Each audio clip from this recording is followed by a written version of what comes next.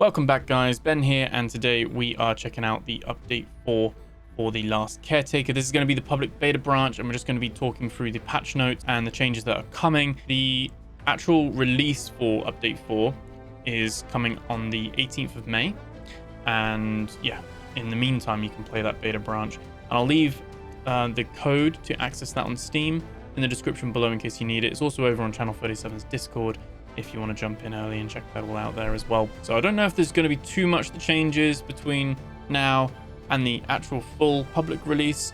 Obviously around that time, that's when Channel 37 will drop the trailer for update 4 as well. Let's see what's in here and go from there. So sit back, relax, like, comment, subscribe. This is going to be update 4 of the last Caretaker. For anyone who wasn't aware, I went to Finland to actually go see Channel 37.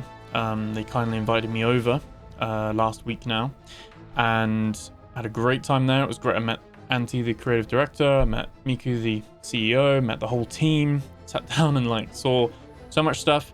There is a lot of stuff from update 5 onwards that I now know about.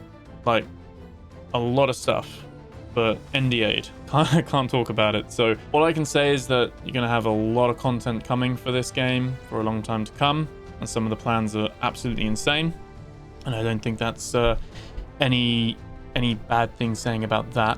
But the actual details and particulars and stuff like that, obviously I can't go into those kind of bits, but I'll have to be surprised along with some of it. It was a really good experience. I'm going to have an interview. I managed to sit down with Antti and ask some questions.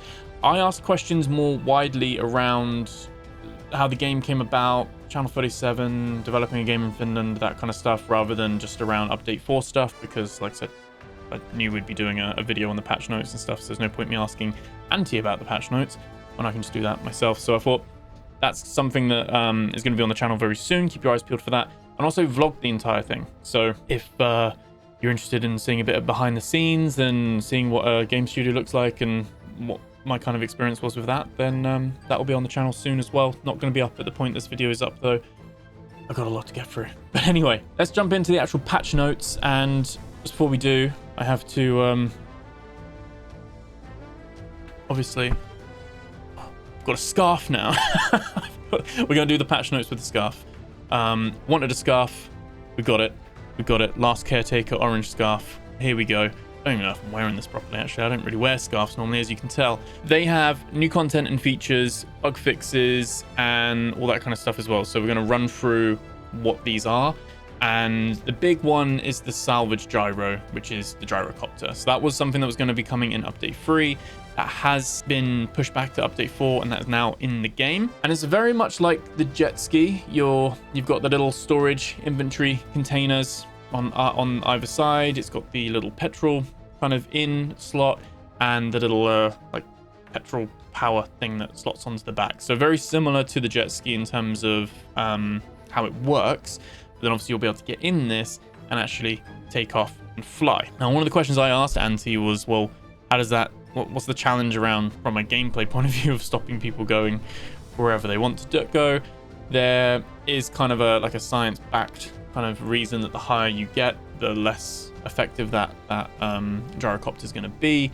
But essentially the idea is that you could park your boat in the middle of park it at a navigation beacon, for instance, and you should be able to access all the POIs in that circle quite comfortably. You should be able to just fly, so you can kind of set up a base now and just kind of fly from that main base to the different POIs if you want to. So it's obviously you're going to be limited by the inventory space because it's got those small little chests that sit either side.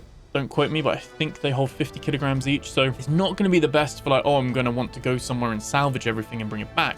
For that, you're still going to want to take your boat over there, but very, very cool on that side of things.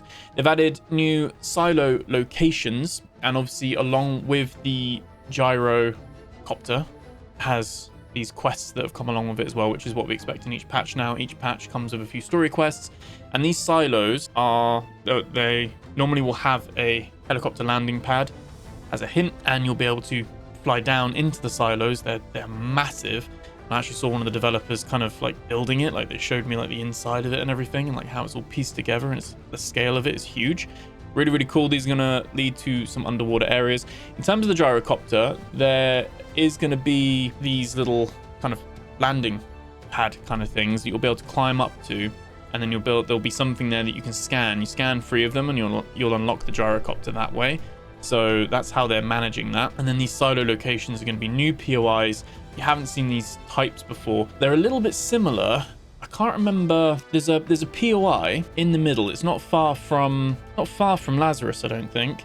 And you might remember it. It's got that massive kind of square kind of cutout and just a very deep kind of corridor going all the way down. That is kind of an iteration of these, where these are just going to be massive like silos now. You'll be able to go down and explore, and there'll be things down there and memories and quest locations and all that kind of stuff. So very, very cool. The other thing they're bringing in is the holo memory. Now this is when you have the little camera drone, you're going to be able to throw that up, and at certain points you're going to be able to see the little kind of dot outlines of humans, and they're going to be basically supporting the lore entries and telling a story, almost capturing the images of people that came before. And so they showed me one where there was like someone falling off a ledge, and there was like 2 people there, and they're all like if you've seen in the middle of Lazarus, there's that big human, the dotty like little human thing that's like in the middle floating. That is basically the style that they're going for. So it's going to be quite abstract, and it's going to be something where you're going to be then capturing that kind of information, and probably that's going to feed into quests and stuff like that. But that's depicting past events. They've added some more logs. They've added a decoy grenade. Now the decoy grenade, and there's a corresponding skill for that as well that you'll have to unlock. That is basically like a bait grenade. You're going to throw it. Enemies are going to run towards that, and then that will blow up and kill those enemies. So that's pretty cool. I'm not sure if that's going to work on like everything, like if that will work on a laser bob or an angel, for instance, or if that's just more for the nematodes and the little sweethearts and things like that. So we'll have to see. The drone charging module is also in this update. So rather than having to scrap your drone, which I think cost effectively for the time and stuff, that's still going to be a viable option, just to chuck in the recycler and build a few more. But you will now be able to build a charging pad basically, and then you can place the drone on the charging pad and it will charge the drone back up, and then you can pick the drone back, all that kind of stuff. So that's nice that they've got that in there.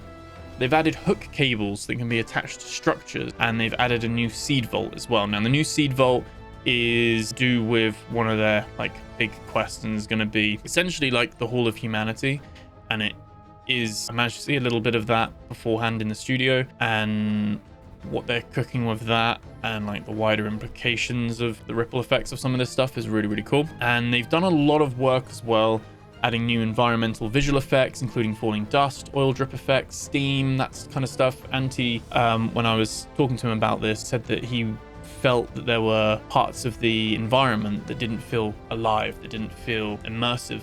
And so you'll be walking down a corridor now and you might see some steam popping out, or a bit of like debris, like rocks kind of crumbling here and there. So it's all about these little bits that are just going to add a little bit more visual flavor to the game. They've added new environment locations and level updates across Lyra. That was it, Lyra. So Lyra is that one with the, my camera go out of focus then. Lyra is that one that is it's got that massive kind of hole in the middle of it, like a platform with a hole in it. There's water in there, and they've added a door. They've added a door in there.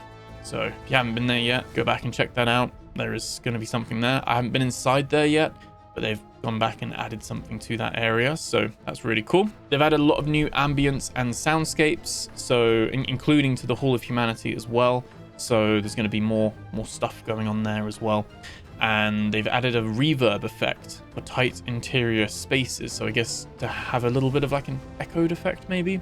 And added new interactions and paints for Felis. So Felis is now the next thing that you can now add the paint cans to, and you can make your Felis look a little rollerball companion you can have, who you can now make look however you want based on the paint cans you have. They've been doing a lot of work on Felis's kind of AI behavior. I don't know if it's going to be in this patch, but they did mention that you will be able to like put them on like a sleep mode or turn them off kind of thing, and just make him a bit better, and they've made him cheaper. Again, I'm really hoping I'm not breaking NDAs here, but I presume it's in this update. They've made him cheaper, so he's not gonna. Before he was quite expensive. He needed like the quantum crystals. He needed quite a lot of stuff. Quite a lot of the blue tier kind of what's it called, materials. But they made him a lot cheaper now, so you can make very easily. Which does make it so that when he does fall in the water and he just disappears, it's not as hard of a blow that you've lost a lot of like equipment there or anything like that. We also got one new enhancer, which is the equipment handling. So that improves equipment handling by 1%. This affects holstering, melee swing, and reload durations. So basically being able to put that up to 100 with your skill points will then give you 100% improvement with that. Just the one. I was hoping we'd get more, but at least we got one more enhancer to spend some of those points in. And in terms of the skills, we've already kind of ran through those, but you have the drone charge pad, which unlocks at level 7. You have the deployment decoy deployment pod, which is unlocked at level 13. You can craft both of those right off the bat, or at least I can. I don't know if they're locked behind any quests or anything that I've already completed, but loading up, you can just access those right away. The drone charge pad costs 1 skill point, and the decoy deployment pod costs 2 skill points. And then the gyrocopter, the salvage gyro, that costs 3, is unlocked at level 14. But like with some of the other kind of quest rewards, you need to complete the salvage gyro quest first, and then there are lost blueprints to unlock. So that's basically what you need to do first. And sadly, as far as I can tell, no increase in level cap, so we're still level 30 as well. And yeah, no additional enhancer points. But if you're level 30, you've done most of the quests like me as well, you're gonna at least have an extra 180, if not more. Oh yeah, you should have around 195 to 200 enhancer points, depending on what ending you chose for True Choices, which was one of the quests from the previous update. So they have, they've said at the moment there is a known issue that the HLODs, which is basically when stuff like pops in or out, getting closer to stuff, there is some stuff popping in as you get closer, a bit more noticeable at the moment. That's going to be fixed as part of one of the updates on Monday. And then they've got numerous bug fixes, UI issues, drone related issues, and things like that as well. Fixed issues with some quests not triggering correctly, collision issues with buoys, ladders, vents, batteries, audio issues, all these little bits as well. So there's a whole little bit. I'll leave a little screenshot here and you can like pause and read them, but it's a lot of just like we're fixing bits, all that kind of stuff as well. So nice to see that, just constantly just, I guess, getting that feedback on board of things that are broken and not working, fixing them, so that's all good. The big one is improved save game management as well. That's a nice feature to have. So you'll now be able to back up your save games. You'll also be able to import save games and just basically just manage it. And obviously you were able to do that to some degree manually if you knew how to, by going into the Steam folder and all that kind of stuff and managing your saves in that way. But this just gives you the UI front end options. You could even do it where like I could say like, oh, like send me a copy of your save files and we'll show off your boats and stuff on stream or something, and you guys can now like export your file, send it to me, and then we could do that. So like, let me know if you'd like to do that, but that's like something you could do. Or if someone's like stuck on something or you found something really unique in your game, then you can export it and share it with your friends and stuff, and so they can jump into the save and see it too. They've adjusted the flashlight range and behavior, so now the different levels of flashlights actually have the right kind of depth as well, like they are actually bright and how you'd expect them to be. I think there wasn't enough differentiation between the one light to the next, and the 360 light, which I don't think anyone uses, wasn't actually working. Like it was like this, like this kind of area. It wasn't doing the behind. Now it actually works and does the behind. They say they've updated boat modules such as anchor and fishing systems, which I'm very interested to see what that means. I mean, in terms of the fishing systems, that's the dredging, like the little thing you can flick to send down and grab the bits you need. I'm guessing that probably means like the anchor's not going to come up and start spinning around, like you can get it like bugging out a little bit like that as well. And then just a lot of kind of adjustments with handling for translations and localization. They've improved inventory and fabricator UI functionality as well. Boat visuals, collisions, environmental lighting, and audio behavior. and improved drone UI information display. So that's pretty much like what's in this patch. Now, obviously, this update 4 is called Below Us, and it is the underwater section. So a lot of these quests are going to take us down into these underwater areas. And so I saw one of these areas where you can go into it and you've got all these tunnels, and almost very Bioshock-esque at times to some degree as well, which I was really digging that vibe. Very excited for this one. Very excited to jump in, and we're gonna be checking it out and doing that in our next playthrough episode. So if you haven't played watched the Let's Play yet, or you want to see what we get up to in that one, then yeah, make sure you subscribed and all that stuff. Thank you for hanging out and being watching the video and all that stuff. Remember to like, comment, subscribe, and like I said, we are going to have the interview of Antti, we're going to have the vlog, and we're going to have more of the last Caretaker anyway. So yeah, thank you so much. Let me know what you think of this patch in the comments below. You got your hands on it already, and like I said, that code to access Steam Beta will be in the description as well if you don't have that yet. You're also able to head over to Channel 37's Discord. They've got it all there as well. It's not a private one, it's a public beta. You just need the code to access it and unlock it on your Steam. But thank you so much for watching, guys. That's all from me. I'll catch you guys in the next video. Take care.